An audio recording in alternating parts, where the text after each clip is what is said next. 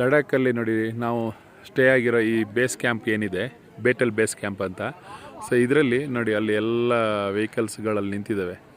ಯಾವ ವೆಹಿಕಲ್ಸೂ ಬಿಡ್ತಾ ಇಲ್ಲ. ಎಲ್ಲ ವೆಹಿಕಲ್ಸು ಇನ್ನೇನಿದ್ರು ನಾಳೆ ಬೆಳಗ್ಗೆ 3:30ಇಂದ ಸ್ಟಾರ್ಟ್ ಆಗುತ್ತೆ. ಆನಂತರ ನಾವು ಇಲ್ಲಿಂದ ಮುಂದುವರಿಯೋದಾಗುತ್ತೆ.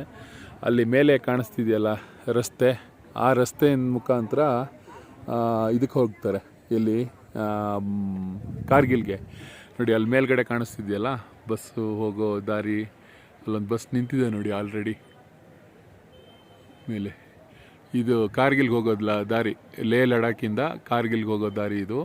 ಸೊ ಇಲ್ಲಿ ಕಾರ್ಗಿಲ್ಗೆ ಹೋಗ್ತಾರೆ. ಅವ್ರಿಗೆ ಬೇಕಾಗಂಥ ಮಿಲ್ಟ್ರಿಗೆ ಅವರಿಗೆ ಬೇಕಾಗಿರೋಂಥ ಎಲ್ಲ ಸಾಮಾನುಗಳು, ಅದನ್ನೆಲ್ಲ ಸರಂಜಾಮುಗಳನ್ನು ಪೂರ್ತಿ ತೊಗೊಂಡು ಹೋಗ್ತಾರೆ.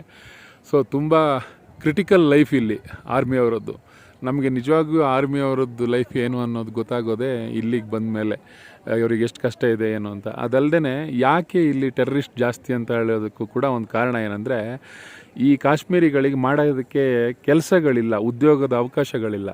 ಇವ್ರುಗಳಿಗೆ ಏನು ಮಾಡ್ತಾಯಿದ್ರು ಅಂತ ಹೇಳಿದ್ರೆ, ಇವರು ಟೆರ್ರಿಸ್ಟಾಗಿ ಕನ್ವರ್ಟ್ ಆಗ್ತಾಯಿದ್ರು.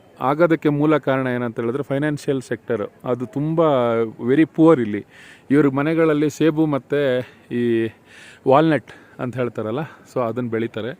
ಅದನ್ನು ಮಾರೋದ್ರಿಂದ ಬರೋದ್ರಿಂದ ಅಲ್ಪ ಸ್ವಲ್ಪ ಜೀವನದಲ್ಲಿ 3-4-5 ಜನ ಮಕ್ಕಳನ್ನ ಇಟ್ಕೊಂಡು ಅವರಿಗೆ ಎಜುಕೇಷನ್ ಕೊಟ್ಕೊಂಡು ಇವ್ರಿಗೆ ಮೇಂಟೈನ್ ಮಾಡೋದಕ್ಕಾಗದೇ ಇರೋದ್ರಿಂದ ಕೆಲವರು ಟೆರ್ರಿಸ್ಟಾಗಿ ಬದಲಾಗ್ತಾರೆ.